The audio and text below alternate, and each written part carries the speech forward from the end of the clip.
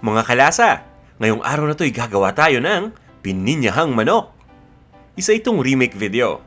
At ginawa natin ito nang sa ganun ay mas maging malinaw at madaling maintindihan ang ating pagtuturo. Ito yung kompletong listahan ng mga ingredients na gagamitin natin, kasama ang sukat ng bawat isa. Mag-umpisa na tayo. Ilalagay lang natin yung manok sa isang malaking bowl. Pagkatapos ay dahan-dahan nating ibubuhos dito yung pineapple juice. Itong pineapple juice ay galing dun sa ating delata na pineapple chunks. Haluin lang natin ito at siguraduhin lang natin na na-coat na mabuti ng pineapple juice yung manok.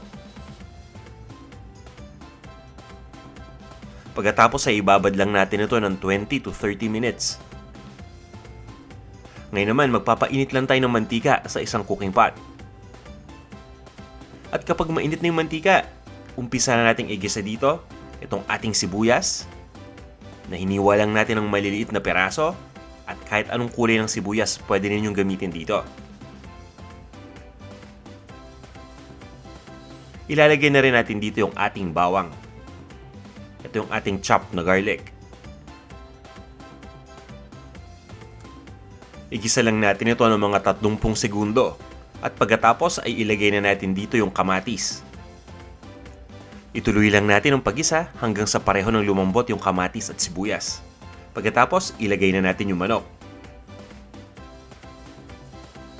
Lulutuin lang natin itong manok hanggang sa mag-light brown ang kulay nito. Pabayaan muna nating maluto itong isang side ng mga 1 minuto.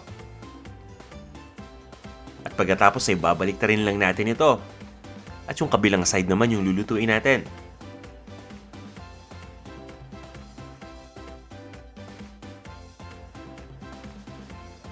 Ngayong light brown na yung manok, ilalagay natin yung pineapple juice na ginamit natin ng marinade kanina. At maglalagay rin tayo dito ng chicken broth. Kung wala kayong chicken broth na available, pwedeng gumamit dito ng tubig. Lagyan lang natin ng chicken cube o ng chicken bouillon para mas maging malasa. Tatakpan lang natin ito at iluluto lang natin ng 20 to 30 minutes.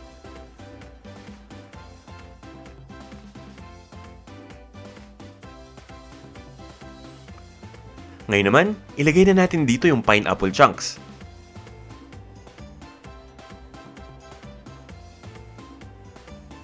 Haluin lang natin ito. At pagkatapos ay ilalagay na natin dito yung carrot.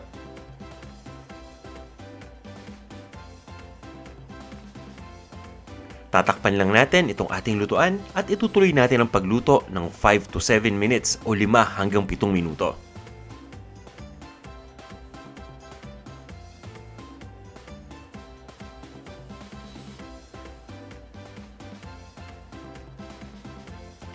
Sa pagkakataong ito, ilalagay na natin yung ating bell pepper. At 2 kulay ang gamit natin ngayon. Yung pula, pati na rin yung luntian o yung kulay green. Haluin lang natin ito.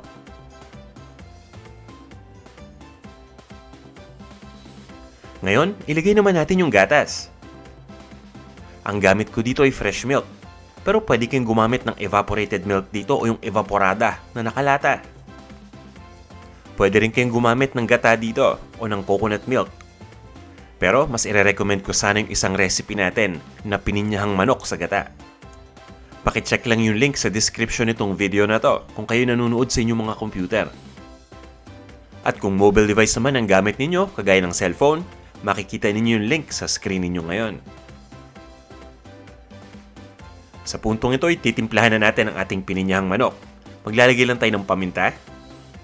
At isusunod na natin kaagad dito yung patis.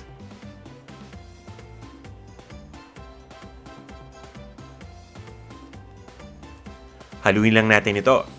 At siguraduhin lang natin na nag-blend mabuti yung mga ingredients.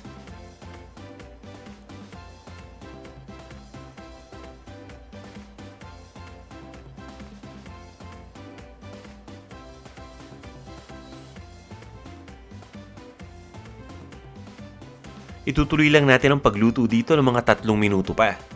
Nang sa ganun ay mag-reduce ng konti yung sauce. At pagkatapos, pwede na natin tong iserve. Maraming salamat sa pagnood nitong video. Sana'y may nakuha na naman kayong bagong kaalaman tungkol sa pagluto ng pininyahang manok. Huwag niyo sanang kalimutang i-like itong ating video. At dun sa mga hindi pa nagsasubscribe, iniimbitahan ko sana kayo na mag-subscribe sa ating Panlasang Pinoy YouTube channel. Ito na ang ating pininyahang manok. Tara, kain na tayo.